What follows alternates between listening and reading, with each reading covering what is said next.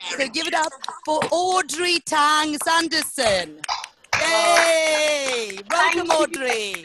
Thank you, Gauri. It is always my pleasure to join the Balkan comedy bubble. It is the bubble that I actually socially crave, and because of its contagious fun and laughter. So that's what I've been, working on that for a while. I'm not a stand-up. I am just simply a psychologist. I speak, I give lectures, I give workshops. And today, Gauri asked me to come and give some tips on confidence for public speaking. So what I wanted to do was talk a little bit about structure and give you a few ideas of what you can do. Now, Mark Twain said, "It takes me about 3 weeks to come up with a good impromptu speech." And that can feel absolutely true. This is something perhaps you've been doing anyway. You may take a notebook to write things down, to look at things that interest you, to look at things that grab that make you excited, grab your attention. And with that, you might then start making notes about stories that you can feed from them. You might try a few jokes, and then you might refer to it and try those ideas out. And then the secret, of course, of performance is making that sound as if it's off the cuff. The thing is, preparation isn't always enough.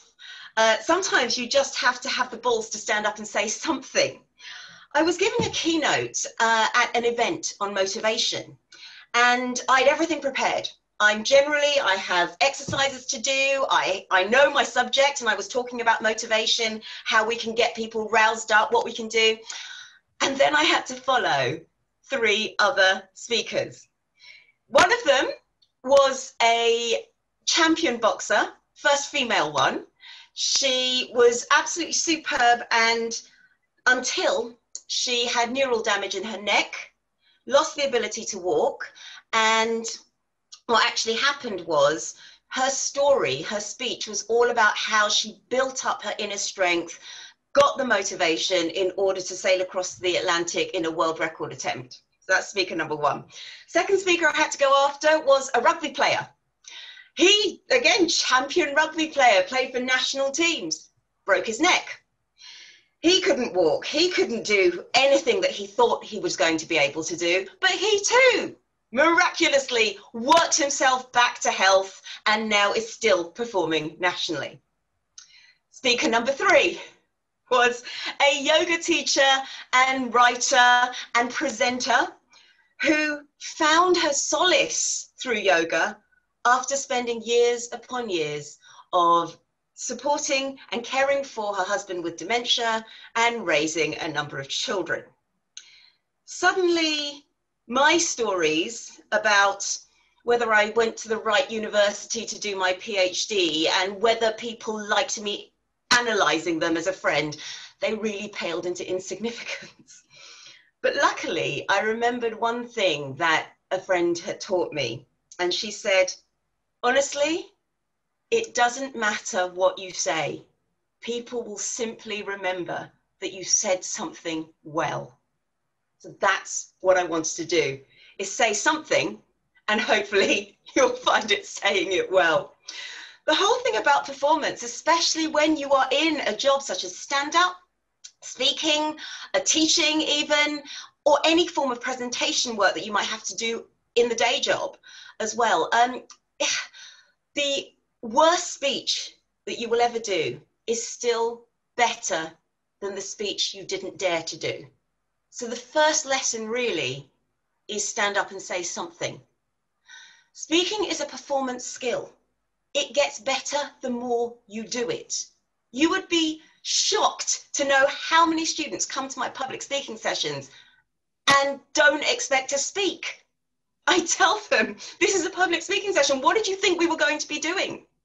And by the end of the term, no matter how nervous, how afraid, how much they think they couldn't do it, because every week, again and again and again, they got up, they'd done something, they'd spoken out loud, they could stand up and say something with confidence.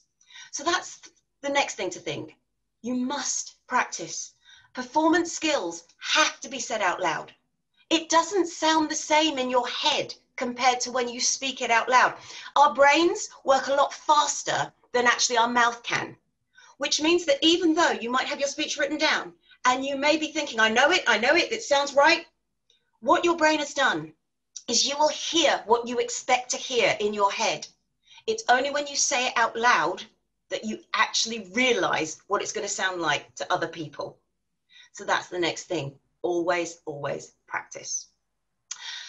I'm going to give you a structure to use. Now, you don't have to use this, but it may give you some ideas. And this is a structure that was taught to me when I was starting out with teaching. And it's a simple 4-phase structure. And you may see it reflected in what I'm going to do. You may be able to utilize it in some of your routines. One-liners don't always support this particular structure, and that's absolutely fine. Mix and match. Be able to mess around with it. But the one thing I will say about using any form of structure, it gives you a sense of control. And the more control you feel you have over what you're going to say, the more confident you are. The more confident you are, the more at ease your audience feels. I only need to remind you, if any of you watch the Olympics, if you ever watch ice skating and someone falls over, you spend the next 5 minutes of that routine thinking, oh my God, are they going to do it again? What's going to happen? And so that's not how you can make an audience feel at ease. Therefore, using some kind of structure, having some kind of idea, gives you that sense of confidence when you walk into the room. The 4 phases are really simple. Phase number 1 is the starter. As Richard did brilliantly, he went straight in. The starter, the opening line, is not a, oh yeah, thanks, my name's Audrey and I'm going to talk about, because your host has already introduced you. Go straight in with something that grabs the audience's attention. I'll get into what you could do in a minute, because it doesn't have to be the spoken word. But if you simply just repeat what the host has just said, it sounds like you don't believe them. And also, you waste all of that energy. As you saw, Gordy gave me such a great warm-up. It was lovely to capitalize on that and keep going. So, starter, come straight in with your opening, something that grabs the audience's attention, something that rouses their interest, gets their curiosity. Next phase is the introduction, where you actually talk about what you're going to do. Or this may be when you start telling your story, perhaps the story that you're going to come back to at the end. So that's the intro. I'm going to put story in there, or the theme. Phase number 3 is the main body of what it is you're going to say. That's where you might go off on different anecdotes. It's where you build the rest of your routine. So that's the main part of what it is you'll be doing. So that's the main body. And then finally comes the close.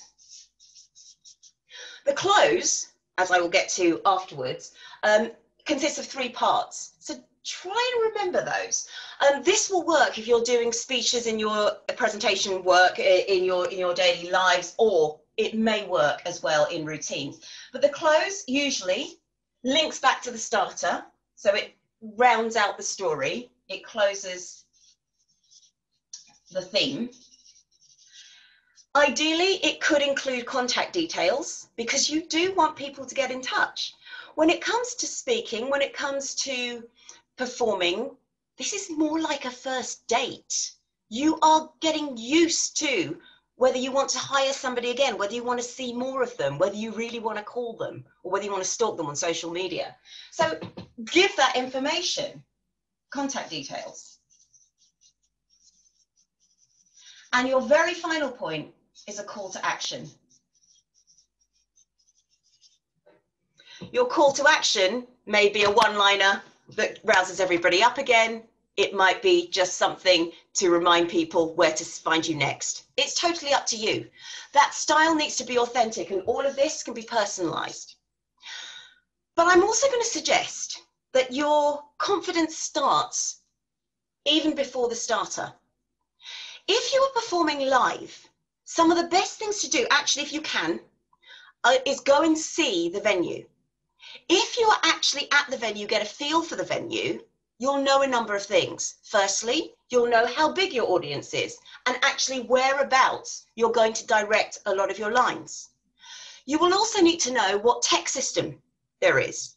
For me, I'm quite a handsy performer, which means that I often get the choice between a handheld mic and a headset or a lapel. I will always choose the headset or the lapel purely because it means I can free up my hands. But if you suddenly realize, oh my goodness, I've got a prop in this routine and I've only got a handheld, then at least you can make those adjustments. So that's why I would suggest get used to the tech, whatever that is. That's also the same on Zoom. Again, it's building confidence. If you know the link is going to work, you know that your audio is going to work, you know that your video is going to work, you are already more confident. So see if you can check those things out with the host before you even take your first few steps on stage. And actually, it's those first few steps that begin your routine. When it comes to performing, you are going to be watched from the second you stand up. In this case, it was from the second I waved, you knew I was here. That also is a time to be judged. We do something as people, we do something called thin slicing. And that means within 3 to 7 seconds, we formed an opinion on someone. This may be positive, it may be negative, it may be unfair, but we have formed an opinion, and that is what's going to carry us through. Now, if you do continue to speak, and even if you've made a slightly dodgy first impression, you can win the audience back. But if you can actually capitalize on those first 3 to 7 seconds, which include standing up or making yourself known and going into your first line, then you've optimized that starter. The next part, you've already heard, I'm going to go into the introduction. Now, I've already done this because I've given you the structure I'm going to be using. So for me, I'm going to have some props to help me with the main body.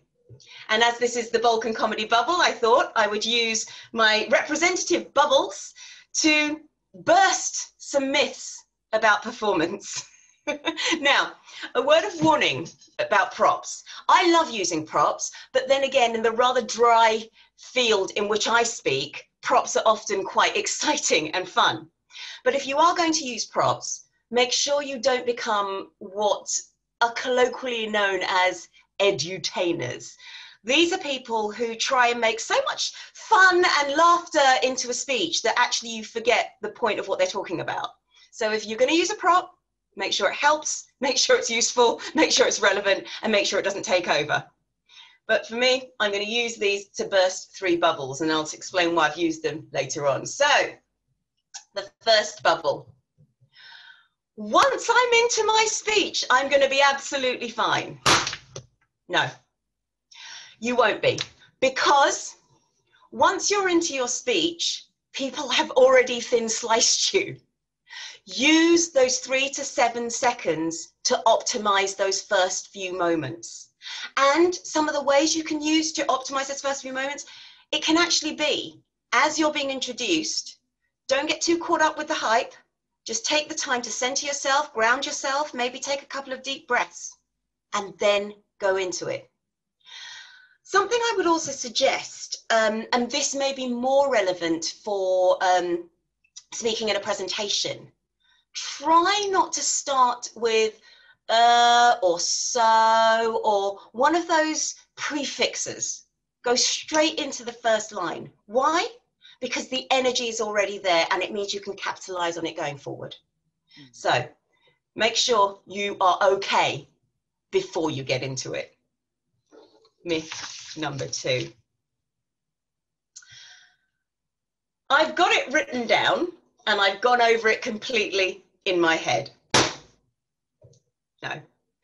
Again, as I said, when it comes to how we speak and how we think very, very quickly.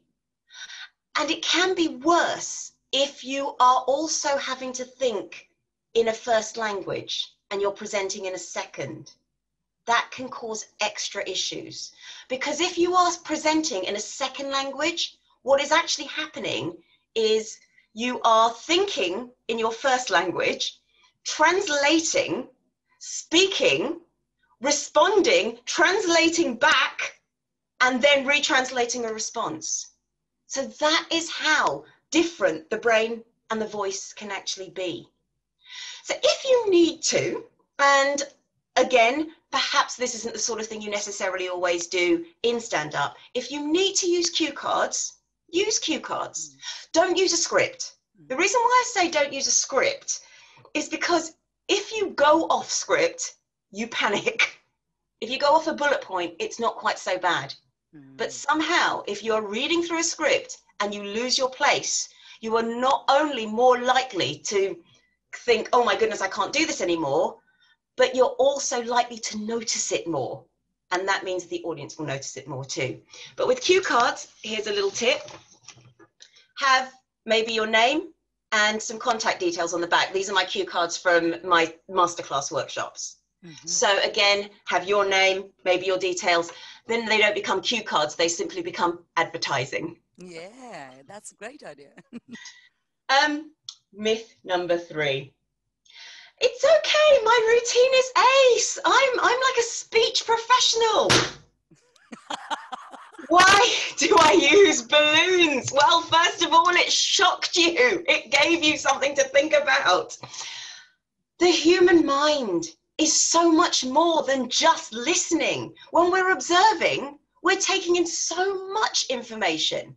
If you can capitalize on all the other senses, that's even better.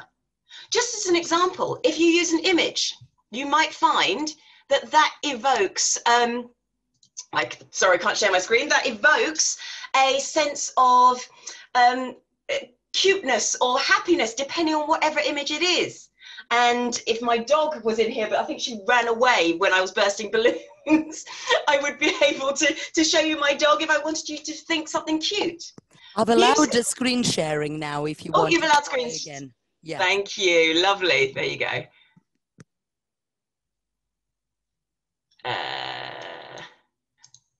There we are. So just make you think of something cute and sweet or relaxing, just as a thought there. Let's just stop sharing that. And the alternative might be, you might choose to use some music. So that's something else you might decide, in case you want to make people feel positive and happy.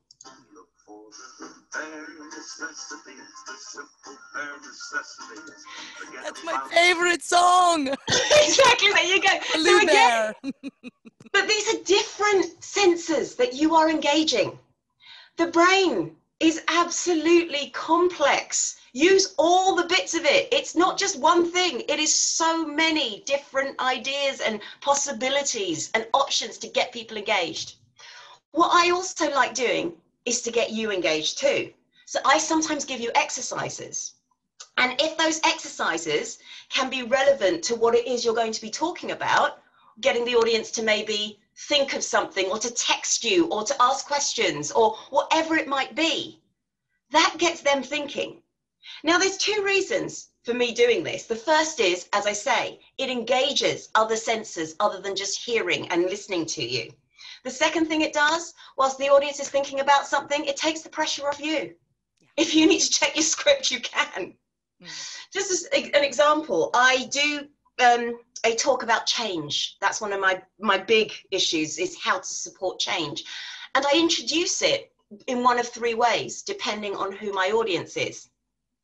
The first thing I do is, and I'll ask you to do this too, I might ask people to fold their arms in the way they're comfortable folding their arms. And you don't have to do it, but it's nice to sort of see it. And then I ask them to fold them the way that it's uncomfortable to do it. The point I make there is simply, change is possible. It just may not feel very comfortable for a while, but the more you practice it, you can do it. It's not that we can't. And that dismisses one of the myths people have about change, that we can't change. A second way I might lead into change is, and again, perhaps you'd like to join me in this particular piece. I would like you, in the next 10 seconds, to change one thing about yourselves right now. 10 seconds, I'm going to ask you to change one thing about yourself right now. So 10, 9, 8, 7, 6, 5, 4, 3, 2, 1. Brilliant. From what I could see, you guys actually would have passed the test. Most times when I do this, a lot of people take something off. And this is not because I do this for strippers or anything like that, but simply because more people seem to associate change with loss. However, what I noticed was we had people putting on glasses, we had people changing their hair. This is what we do. And again, it allows me to talk about that element of change. That change is simply doing something different. The third, depending on, again, the audience, is I ask for a show of hands when it comes to change. I might ask you, who hates change? If you hate change, then I want you to put your hand up. If you don't, that's great. But then I might continue that. And I would ask, well, then who changes their phone? Most people will put their hand up. Who changes their bed sheets? Again, most people will put their hand up. Who changes their pants? Hopefully everyone puts their hand up. Brilliant use of rule of 3. Yes, there's a hidden comedian there. But again, what that does is it allows me a way in. It allows me to connect with you.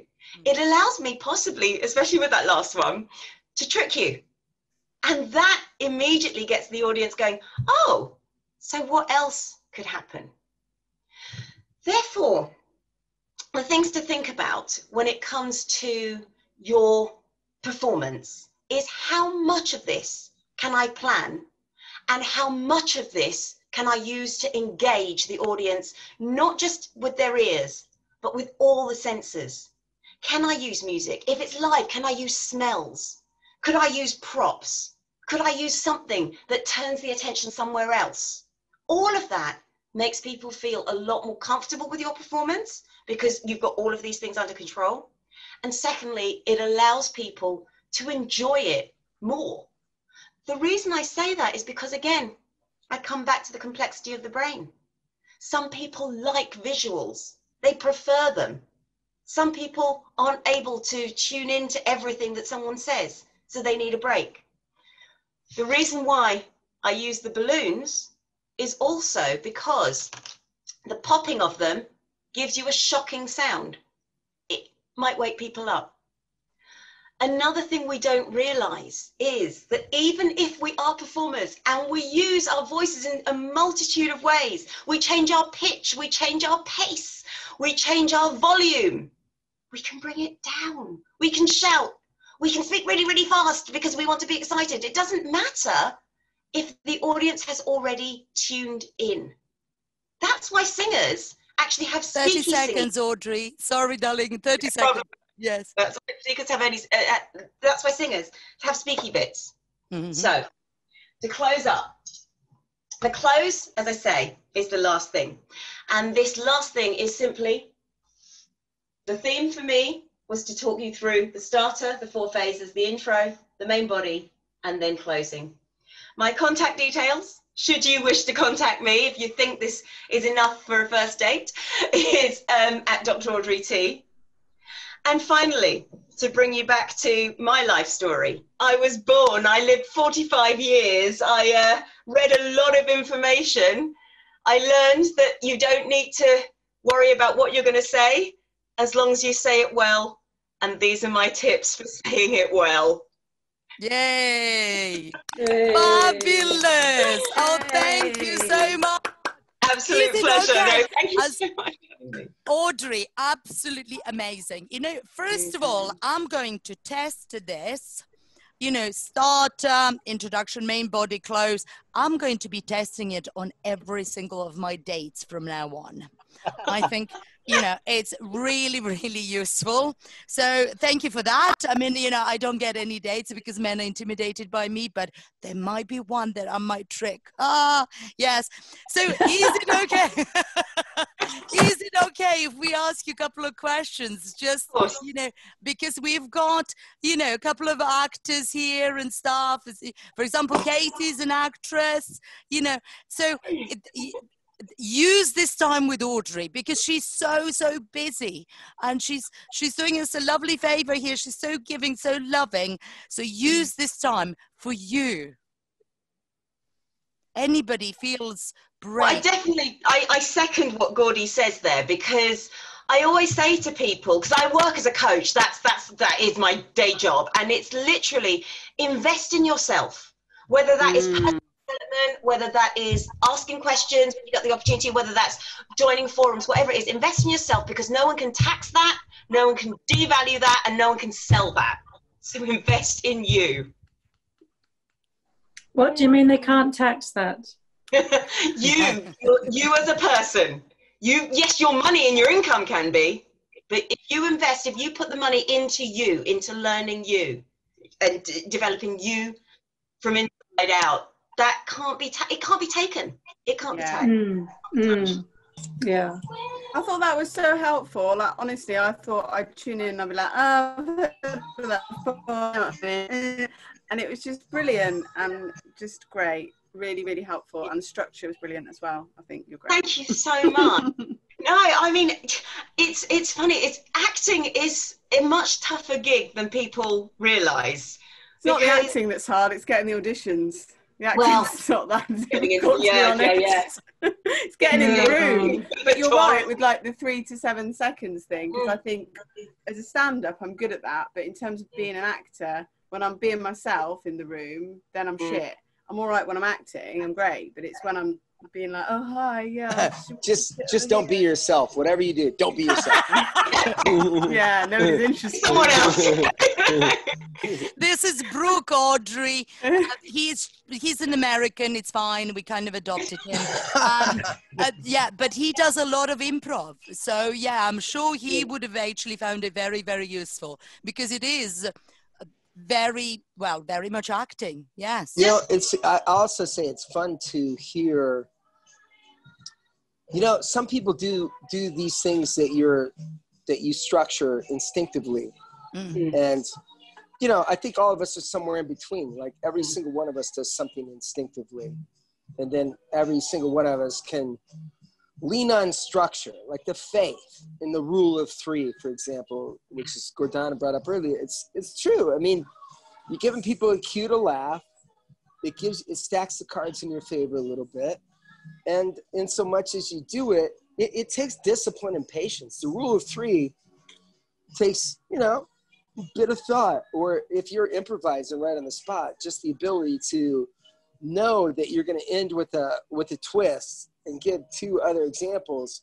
You know, it's a high form of thought. You know, you're super aware of the room when you can lead people on a pathway of, you know, 2 examples to get them engaged and serious, and I'm making a good point here, and then just destroy that point with your 3rd example. It's very funny. It's very funny. Yeah. So I'm a fan of structure.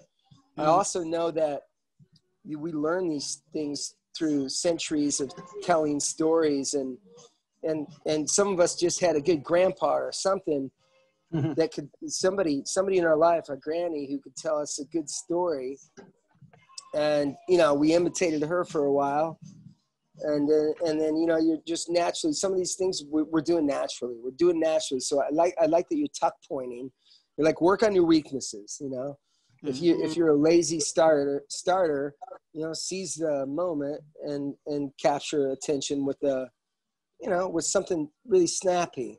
Yes. I mean, for comedians, you know, it's a one-liner. Yeah, one-liner. Yeah, go ahead. Yeah, that is a perfect, you just reminded me, Brooke, actually, because this would have been particularly useful to those comedians and performers who are storytellers.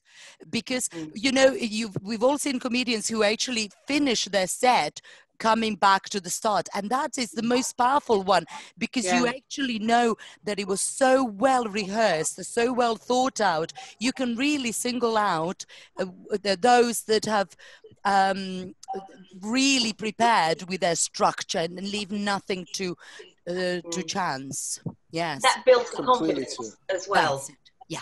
And what Brooke's saying is absolutely right. The structure is important to underpin, because that's foundation. That's, if you build a house without foundations, it will fall down. But that doesn't mean you have to actually stick to the same foundation for every single person. We're all individual. You experiment, you practice, you see what works for you, and then you tweak depending on that. I just want to go back to Katie for 1 second. There was just an NLP tip that I just was thinking of when she mentioned this. I know it's slightly off point, but one of the tips in NLP is just in neuro-linguistic programming is just simply to act as if.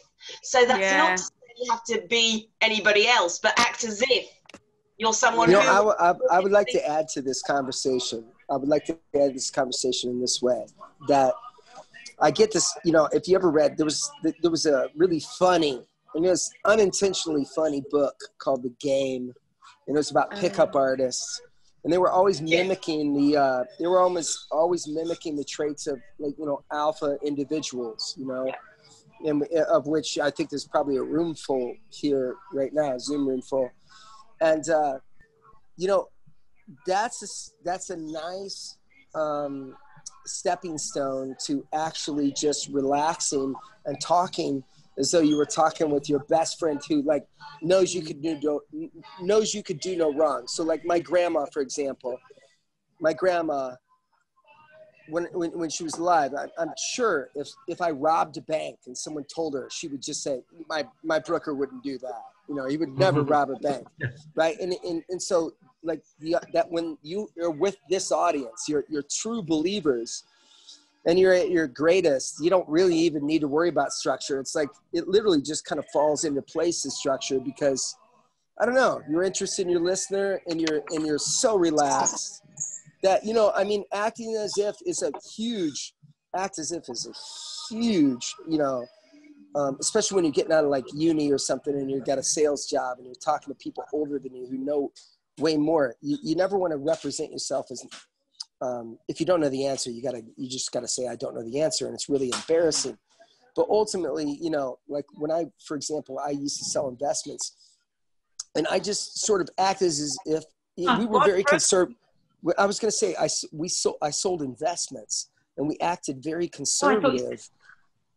Yeah, I was just going to say, what were you going to say? What did you think I said? Sorry.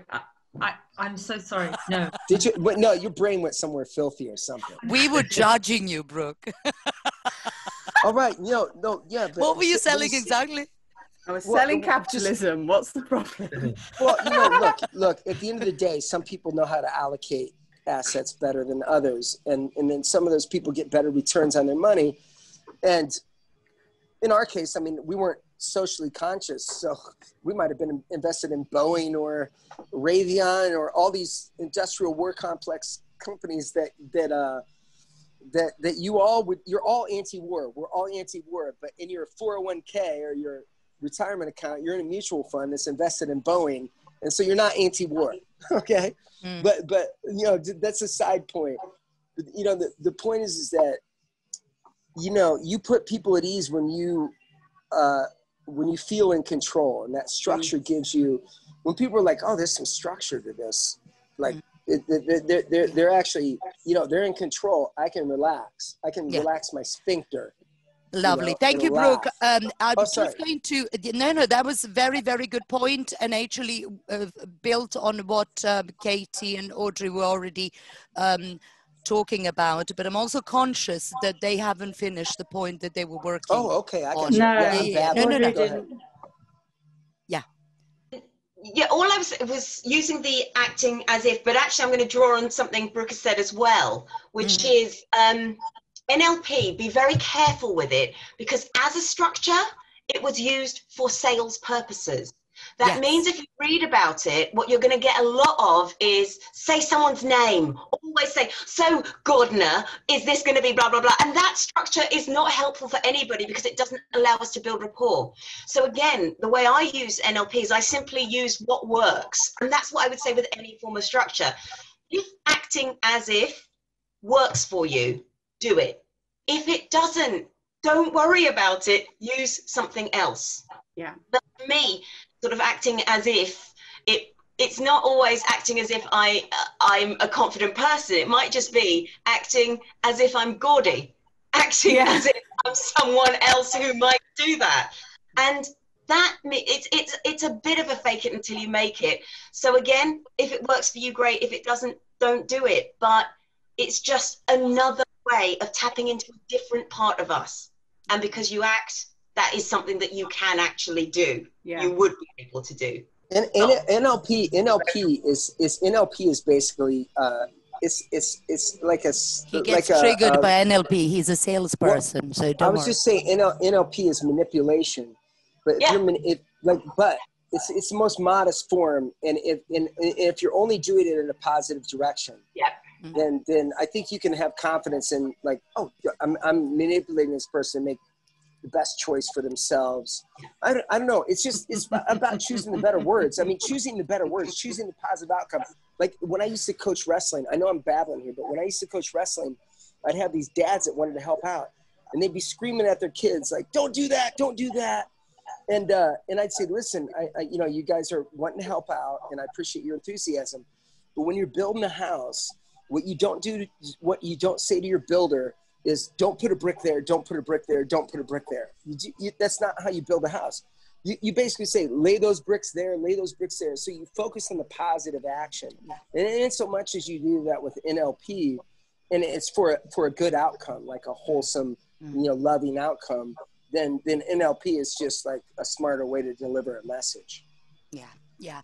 And Audrey, maybe this is a good time to just maybe finish off with emotions, because this is quite nice, because you mentioned with that what if, as if, because just to give you one example, sometimes I think comedy has made me aware very much of my own state, what emotions, what baggage I'm carrying when I'm entering that room. Sometimes I actually have to go in the bathroom and just go look in the mirror and just go, fuck, sorry, can't bleep it. And and I've often been walked in on like using very foul vocabulary. But then when I go out there, I'm like super positive, got it out of my system. It was kind of, I'd run in one spot for 20 seconds just to get the energy to actually feel tired of the negativity and transform it into positive. So just what is your view on emotions and actually feeling it and letting us have that on stage? Emotions are essential, because if we didn't feel emotion, we wouldn't know to, for example, not grab a hot iron, because if it didn't hurt, we would just keep doing it. And too little emotion can actually make us, like when you're depressed with too little emotion, again, it can make us lose out on things because we just don't care. However, too much emotion can either make an audience feel like they're giving us therapy, which is a little bit unfair because we're pouring everything out onto them, or it can just make people feel a little bit awkward, and it can actually affect our performance. I think the best way to describe this in a nutshell is something called tilt, emotional tilt. And this is a gambling term. What it means is, it comes from poker. If you have won big, you're tilted to the positive, which means you may take bigger risks. If you lose, you're tilted to the negative. So again, you may also take bigger risks because you're trying to win everything back. The motivation is different, but the destructive behavior is the same. All of us are tilted. When we are tilted positively, that's when we go and agree to help our friend move house because we're happy and we've had a drink in the pub. But then when it comes down to it, we really don't want to do it. That wasn't what we wanted to do. So if we are tilted positively, don't make decisions. don't say yes to things, just in case. Tell people, I'll let you know. But if you're tilted negatively, then these are the things that I would actually ask you to do. Recognize you've been tilted and recognize the trigger. So if it's, oh, that didn't go well, or whatever it is that suddenly makes us go, oh, that's awful. It might be for someone, their team losing at football, or whatever it is that makes us feel bad. Recognize the trigger. The second thing is recognize the emotions that come with the trigger. So is it everything's awful, or is it I'm so useless, or whatever those thoughts are. Now, as a psychologist, I would then ask you to look for the root of that, but let's not worry about that bit just yet. That takes longer. Well, can I just add this to that? I used to do these like at one time I was the youngest speaker at the International Foundations of Employee Benefits Plans, and I was terrified. These guys were like, I'm like 28 and they're like 53. All these fiduciaries are in their 50s, but I think it's important for us to remind ourselves that when you're public speaking, when you're putting it up there, like you might get punched in the face if you say something really rude, but we're not getting shot at. We're not getting shot at. There's people out there like dealing with stress, and no matter how much egg you get on your face or how ridiculous you look, you will live to speak another day. Well, exactly. What you're saying, Brooke, and what Gordy just said illustrates my last point that I wanted to give on tilt. So just going to recap what I was saying before, recognize you're being tilted, know what your triggers are, and look for the root, but then find a way of getting out of that feeling and rebalancing yourself. Gordy goes into the bathroom and goes, fuck, fuck, fuck, fuck, fuck. Brooker tells himself, I'm not getting shot at. What works for you? I might go and watch a TED talk. We're all different. We all find different ways of actually getting out of that emotional downturn. So whatever it is that rebalances you, use that. So whatever that's about knowing yourself as well. Yeah, it's like that. It's sort of that feeling like when you're doing something that may be out of your pay grade, you're acting as if, and you're sort of like catapulting yourself into like some higher stratosphere. It's the idea that isn't it funny where you find yourself? Isn't it funny where you find yourself, like that moment when you're stepping up in front of someone and you're terrified and you're like you said, I'm not getting shot at. And isn't life a trip? Isn't life a trip? I'm standing up in front of a room full of 200 people and I'm saying things, and there's a joy in that you push yourself into. Anybody that's listening to this that hasn't done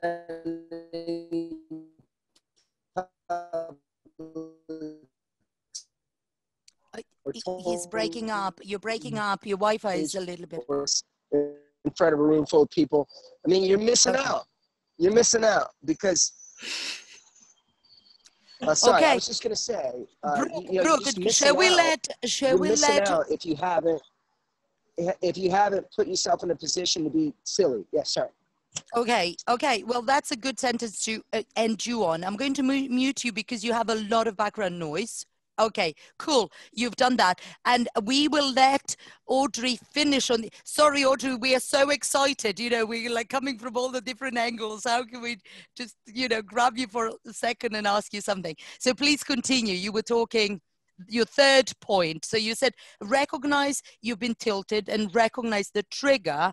The second one, recognize emotions that come with that trigger, which is very, very important, because then when you're self-aware, at least you'll be able to control some of that rather than being kind of thrown about. And then you were going to say your third point, sorry. And yeah, the third point is usually to look for the root, but that is something that you would work with probably a therapist on, finding what it is that's triggering you, why you're being triggered in that way. But Brooke and yourself, you both gave really good examples of the fourth point, which is the actionable thing to restore your balance. For Brooke, it is to tell himself something like, I'm not being shot at, this is a trip, I'm loving this. For you, it's to go into the toilet and say, fuck, fuck, fuck. That's great. But that works for you, that works for him. What works for me is I listen to a TED talk, or I listen to a meditation or something like that. Or I've got a statement that just reminds me to ground myself. Whatever works for you needs to be what you choose to rebalance yourself. And again, there are lots of different options, but you need to try all of these different ones out. It might be that saying fuck in the toilet works for a lot of people. It might not, but you need to find that. So again, it's a process of self-discovery. So that's what I would say about emotions. And when we are tilted, we can be derailed. That's the problem. We self-sabotage, we get into a very negative spiral. Therefore, always be aware of what tilts you and make sure you can redress that balance. And one final question on that equilibrium, because, you know, we do have a sense of equilibrium. Otherwise, we wouldn't be able to ride a bike or walk or whatever, even though people recognize there are only 5 senses. I actually believe, like ancient Egyptians, we probably have more than 300. An equilibrium sense is one of them.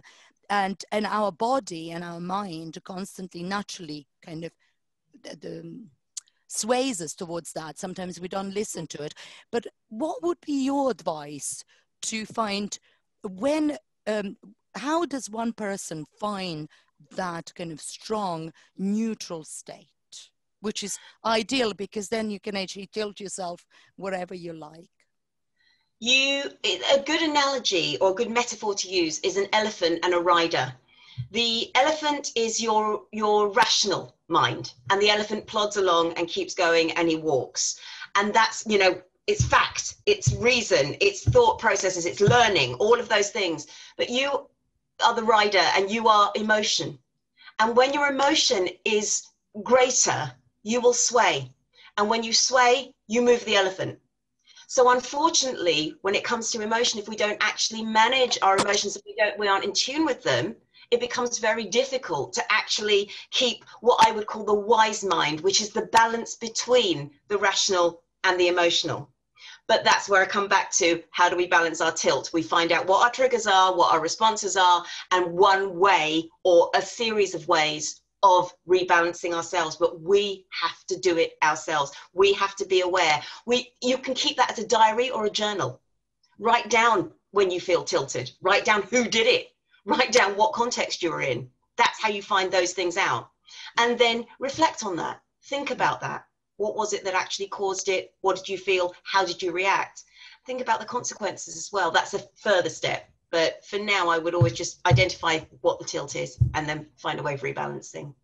Right. Well, shall we have, do you mind if we have one more question? If there is somebody who's, Rosie, would you like to ask a question? You were attentive listener, so I thought I'd reward you. Thank you very much. Rosie, she is one of my favorite female comedians. Well, after myself, obviously, I love myself first. But she comes like in top 5, and she does amazing impressions, amazing. I love her Boris Johnson in Latin, washing his hands. You guys should go and see it. Oh, just incredible. This girl rocks. But please go, because you've been so patient and listening. Well, thank you so much. And it's been wonderful to hear Brooke. And everyone else, it's been great. No, really, I'm so grateful. Thank you. It's helped me enormously. And I think you probably answered this question, so please forgive me, Audrey. But Larry David said recently, in fact, a month ago, he said, you know, I'm a great comedian and everything, but I still focus on the one guy in the room that's not laughing. Okay. So that's my question. And I do this because I'm so pathetically insecure. I think, ha, ha, ha, he, it's all going on. But there's one guy who just looks not only bored, but angrily bored. And so and I'm sure you've got a fantastic strategy for what do I do about the angrily bored guy in the second row who I'm too frightened to even, I'm too scared to even look at. It's my father going, you're shit, you know. You're just not his type, Rose. You're just not his type. Oh, stop. It's okay. You just answered it. It's your dad. It's your dad. It's your dad. Yeah, it's your dad. Fuck it. Don't it's worry your dad about sitting it. in the audience in another man's body. You can't make everyone laugh. Don't worry about it, honestly. It's okay. You're right. It's easier said than done. We can tell ourselves this the whole time, but we're still going to think about it. So really the question you're asking is, how do we stop overthinking that one person? And yes, one solution could well be you are just almost fixating that you think it's your dad, it feels like your dad, and therefore you're reacting in that particular way. So that might be one thing. And that will be something that maybe you can look at as a trigger, what the route is, and go from there. Another thing that could be happening is, have you actually got a baseline on that guy? Is he sitting throughout everybody's performance looking like that? Is it personal? If it's not, then no one can make you feel insecure unless you're letting them. So get a baseline is the other thing. But actually, roast him for no reason. Roast him for no reason. Just like start accusing him of being your dad. Yeah, that would be another option. Is actually just go for it and go to him and actually just prepare for it and then engage him. Yeah. But the other thing is actually build up more positive experiences around you. Really focus on the positive things and the positive things people say. The reason why we feel insecurity so vividly is often because we don't allow ourselves to feel the positive side. One question I might ask you, Rosie, is when someone says, oh, you're so brilliant, that was so good, thank you so much for doing that. Do you accept it as a compliment, or do you simply just say, oh, well, no, it was nothing, it's fine? It's awful to say this. I'm sure this is like, you know, millions of pounds of therapy, but it doesn't touch me. It's awful to say. Yeah. And so what you need to start to do is appreciate that people who have no reason. Except for Cordy, who I know and love. But people who I don't know, honestly, and I didn't just say, no, I really mean like people who I respect, it touches me. But like the general, you know, I don't know them, and so I don't, it's awful. No, it's normal. Doesn't touch me. What about you? It's normal, so don't worry, it's normal. But what is important that you do is when someone says to you, well done or thank you, instead of dismissing, at least try to practice saying something more like, oh, you're very welcome, I'm glad you enjoyed it. Hold that moment a little bit longer. The more we can or say fuck yeah, I am a goddess. You could. But the more positive experiences we allow ourselves to hold, the easier it becomes to focus on the positive, and that allows us to hear through all of the negative. Because sometimes... So what you're saying is, that's very interesting. So what you're saying is, even if it doesn't actually hit me, just say, thank you so much, that's so kind, thank you. And then, like, fake it till you make it. So just sort of NLP myself. Yes. Because... It's your fan base. It's your fan base. What it does... They think you're greater than you even think you are. They think you're greater than you even think you are. That's actually a nice start. The serious point is... people don't have to say this to you. It takes quite a lot of courage if they don't know you to come up and say, well done, you were really good at that. And actually by saying thank you so much and showing them you appreciate them, you've actually really done something for them. You've shown them that you value what they've said. And sooner or later that change will happen. So where we can all start building up our feelings of security and positivity is that we can start appreciating when someone does say something, and just, if nothing else, doing it to respect them, doing it to appreciate that they bothered to say something. So do it for them, not you, first of all. But the more you do it, the more it might actually begin to sink in, and you will begin to appreciate it for yourself. Oh, thank you. Yes, that's so lovely. Yeah. Thank you. Because I was used to be like gigging 4 or 5 a week, and like now we're not gigging at all. We've done 2 gigs like the last 2 Saturdays at Gordana's house. People I didn't know, but friends of Gordana, both gigs, separate gigs. They both said to me after the gig, "Oh, Guy, Pete, you were great. So much energy, so funny, so much confidence. You own the stage." And I say, "Yeah, thank you very much. Thank you very much. I know I'm amazing." That's what I do. If I take it back to the beginning, I have like positive affirmations. I say like even if I'm doing 4 or 5 gigs a week, but I'm doing a really important gig rather than like an open mic, and I'm at my league, I'm at my depth. I'll say like, I'm amazing, I'm brilliant, I'm fantastic, I'm clever, I'm intelligent, I'm good looking, I'm funny, I'm hilarious. Just keep going through it. Just keep going through it. And when I go on stage, just like bang, straight away, I'm in it, I'm on it. You know. As Brooke was saying, you know, and if someone says to you at the end, "You were great," like Audrey's saying, they're giving you a compliment, and you say, "Yeah, thank you very much. I really appreciate that." You know. Go for it, you know. I thought everybody said that to themselves in the mirror every morning. You're brilliant, you're beautiful, you're funny. Yeah. Obviously, you can just Google it, positive affirmations. You know, I've got like books and downloads, PDFs, all that sort of thing.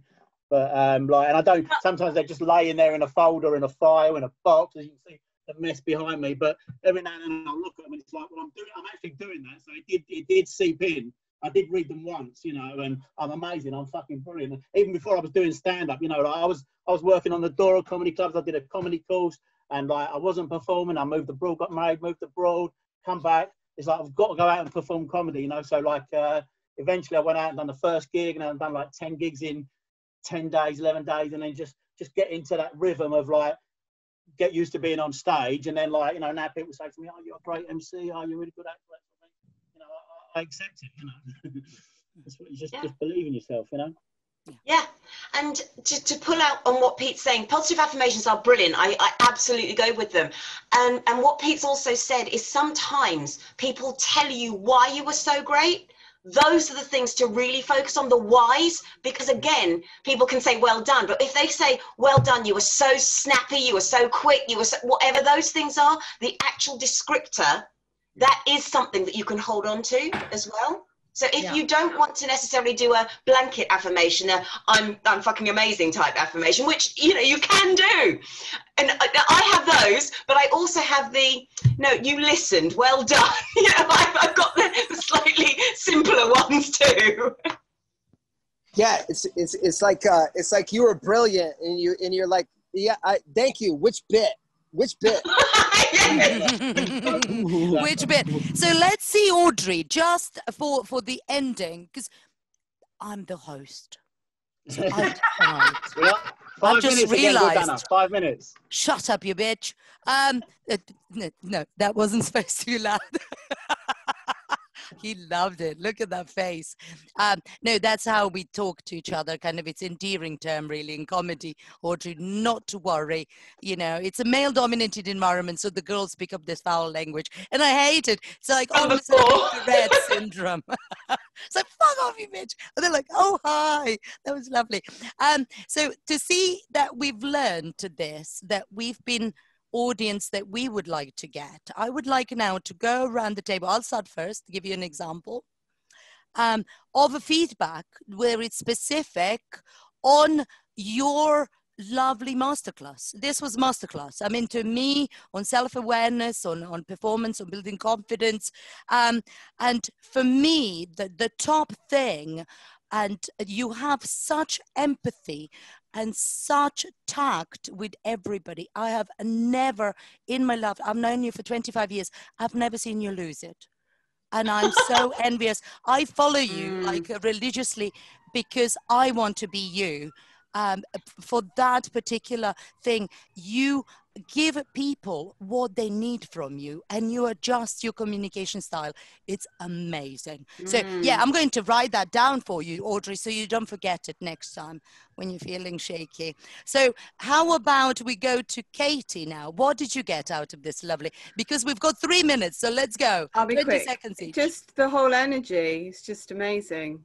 It's just great. It's brilliant. Very professional, warm, and good. Fantastic. Yes. And I thought I knew it all. There you go. So I was a hard audience member. I was like, what's she going to tell me? Oh, shit, loads. Loving it. What about Richard? Richard, you had a tough gig. You were opening for Audrey. But you can say one day, you know what? I was a warm-up act for Dr. Audrey Tang, you know? So how about Richard? What did you get out of tonight? To me, because there's 2 Richards, I think. No, the other one. We've only got 2 minutes 30. So. Yes. Okay, okay. Well, maybe Peter. Peter, what did you get? Useful. I made lots of notes. You know, the structure. You know, things that we do in comedy anyway. But the structure, the start of the intro to close, change is possible. That's really good. Like doing that, the arm stuff's really useful. Just ways of changing the way you think. You know, and obviously I've got loads of NLP books on my shelf which I've never read, so I'm going to try and do that. Next time the country goes lockdown, you know, that sort of thing. So, Rosie, what about you, my lovely? Audrey, you are so kind. Where are you? You're gone. Is she there? Yeah. Yes. You are so kind. I want to take your head, take your brain out of your brain and put it into my brain. Kindness in my brain. Thank you. Don't buy her book. Yeah. Behind Well, her. yes. I've Behind ordered her. your books, Audrey, actually. Oh, I've ordered it. So, and also we can share it and we can give you feedback on Amazon and stuff, because you've been at top of the charts, fabulous. So, and we will all get a signature because we were here with you. Angela, what about you, lovely? You've been so patient. This darling woman, I love this woman. She's so kind, and here's everybody out. 1 minute remaining. Oh, bless. 1 minute. Thank you, 1 Geordie. minute. I got absolutely loads, but the one thing that really got me was the starter, to go straight in, because I'm one of those that go, but so now I'm in. Yes. brilliant. Thank you, Wonderful. Audrey. And we give you virtual hugs, Audrey. Lots and lots of virtual hugs. And Thank you you. were fabulous. Let me Thank give you something so too. much. If you go onto my website, which is www.draudreyt.com, go to books and meditations, Yes. and then the password is Leader Retreat. You can get all of my guided meditations free. They come with my book, but don't worry about buying it. Wait for the new one. But you get all of my guided meditations free. So just go to my website, go to books, then go to meditations from the books menu, and the password's Leader Retreat. Lovely. Thank you so much. Thank you. We love you. Thank you so Love you much for too. this double session. You're Oh my God, we amazing. could have gone forever.